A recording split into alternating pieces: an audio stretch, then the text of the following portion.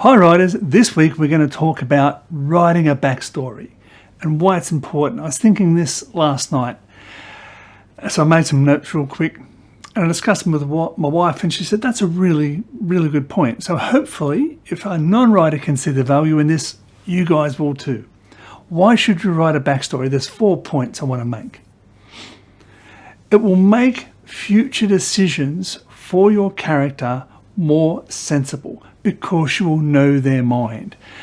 You won't get going, you won't write yourself into a corner going, I need him to make this decision. I need him to act in this way, but it's going to contradict what's happened here. Well, if you'd written a good backstory, you wouldn't have got yourself to that point. You would understand that they wouldn't let themselves get into that situation. It would be a better scenario for your character. Knowing them like you know a real person makes them real in your writing, makes them real to other people, makes them feel more coherent. So that's reason number one. And quickly, thank you for everyone who's been doing this. It's amazing. The comments, the shares, watching it all the way through the end makes a big difference. I found out in the algorithm, the longer you watch it, the more people YouTube decides to share with. If you watch it all the way through, they think, oh, well, it's worth it, and they'll share it with a whole lot of people. That helps it grow. That's something you can do. That really helps me, helps the channel, and it costs you nothing. Same as a like or subscribing. Subscribing will keep you in place and keep you informed when we release new things here. Thank you for that. I'd also like to thank a few comments I've got just lately. I'm not ignoring you, I'm looking down at my phone. The first one was by Southpaw Noir, so the left-handed noir writer apparently, asked for a video about five more tools. I will put that together. I thought I could do it this week, but I want to do a bit more research and make it worth my while. So thank you for all the engagement, it really helps. And also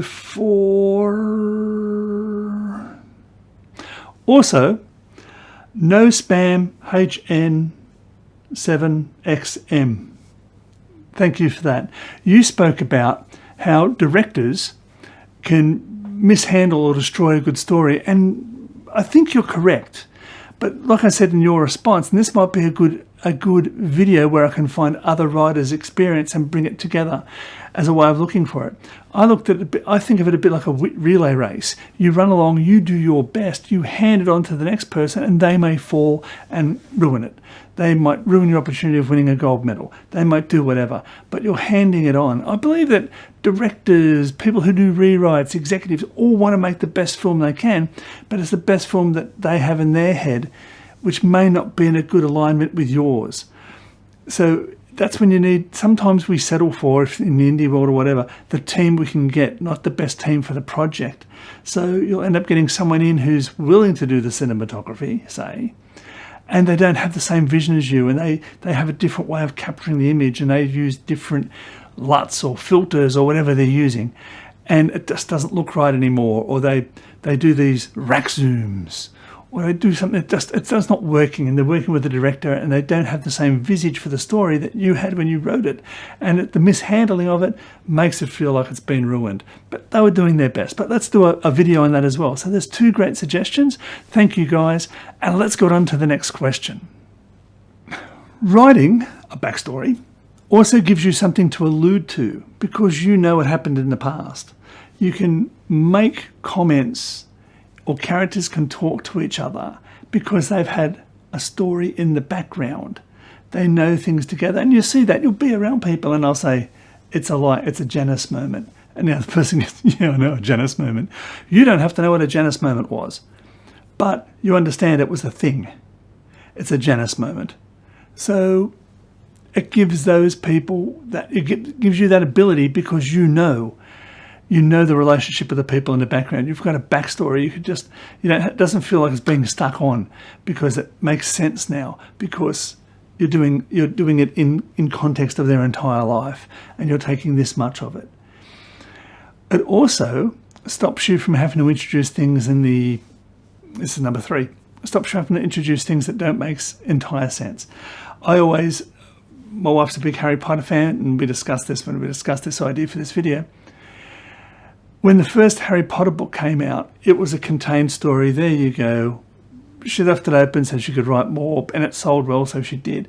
But there wasn't enough meat on those bones for 7 or 8 books. There was enough for that story that, his parents was killed by an evil wizard, and the evil wizard's still coming back after him, maybe. It inhabited this other guy. It was all those things, and, they were, everything that was happening. But think of all the things that had to be introduced after that. Then she had to go back and create the backstory. She had to go and create the universe. Things like the pensieve, so you could actually take a memory out of someone's head and then look at it. Never mentioned till it happened in a book. Otherwise, if that had been around originally, that would have been nearly like a mobile phone. We suspect it's one of the staff. Pensieve, look at their memories. Pensieve, look at their memories. Pensieve. Horcruxes had this suddenly come about. There was never mention of a Horcrux in the first book. All those things had to be created, and then a secret society to battle against the Dark Lord. So the Order of the Phoenix had to come up. Otherwise, she had a collection of individuals fighting against an organisation, would have lost straight away. An army needs another army to fight against. So she had to bring in all these backstories to fuel the future novels going forward. So you need to do that to just feed the film you're writing, but it gives you all those things, little things you can bring in, more complexity. It makes the world feel more rounded, more holistic. And point number 4, which is the last point, I'm looking down here, I'm not ignoring it, as you know. I should get an auto cue, but maybe not. Stories, worlds, characters, all those things should look like they existed before your film, and they'll probably exist after your film. We're just watching a slice of that universe right now. We're examining it. Not like looking at every bacteria in the world, we're looking at the one that's underneath our microscope. That's what it should feel like. We've all seen movies where, the guy that works in the crime lab has got dreadlocks and he speaks like a stoner and he rides a skateboard or whatever. Like, whatever you see happening, and you go, wow, that person really serves that scene well as being a non-conformist pushed back against the man. But you also know that that person doesn't exist in the real world. How did he get through uni? How did he do his PhD? How did he get his doctorate? How did he get interviewed by the police? Probably one of the most conservative organisations you'll have to do an interview for. I have tried to get jobs in the police force when I was younger. So conservative. So mega conservative. If you turn up dressed like that, they're just as likely to run a background check to see if you've got any outstanding warrants. They're not going to hire you. So you see that character and you go, oh yeah, he was there for that scene. He doesn't have a home life and he didn't exist before the film. He's just there to serve that scene, and you don't want that. If you write a backstory for your character, backstory for your world, even a little 2-second backstory for the character in there, it might become interesting. You go, okay, we need a pathologist that doesn't really fit in with this. So we could make him a foreigner that doesn't understand. So let's just make up a story like we do. Okay, so it's somewhere in Midwest America. I know nothing about the Midwest of America, but no doubt I've seen enough shows and seen enough TV shows, and I watch a bit of true crime to understand that they're very much, they have a great deal of pride about their local universities and schools. They identify with their area. They have local cultures and customs.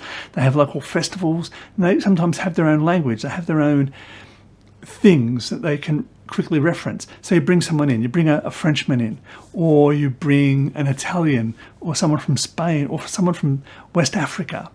And that person still feels comfortable around their friends and the people they work with. So they use euphemisms and they use expressions from West Africa, and it's a bit of a, what do you mean by that? And then you can sort of have that, we mean this. Wow, I've never thought of it that way. And now suddenly you've got this depth that adds complexity to the story, a little bit of a growth moment for both characters, those sorts of things. Good backstories do so much. They really, really do. Okay, books. We'll put them over there. There's the books. Tools, not rules, for you. Unlocks your brain, gives you all the tools you need. It's like having a good toolbox of things. You don't know why a character's doing something. This gives you an instant backstory tool. You want to build a world that isn't your standard world. So it gives you just a quick little metaphor, and you can just fill this out, and it's something you understand. Everything about the world you've just created. An example. It's a little 2x2 matrix where you put your protagonist and your antagonist, your protagonist and your antagonist, and you fill that out. What does the protagonist think of himself? What does the protagonist think of the antagonist? What does an antagonist think of himself? What does the antagonist think of the protagonist? Now suddenly that is explained in a very complex relationship. Everything. So people reflect. If you see it, if you can identify it, you own it. So that's a lot of the things with internal traumas. You say, oh, that person's a bit pushy. That's possibly because you could be a bit pushy. If you can see it, you can be it.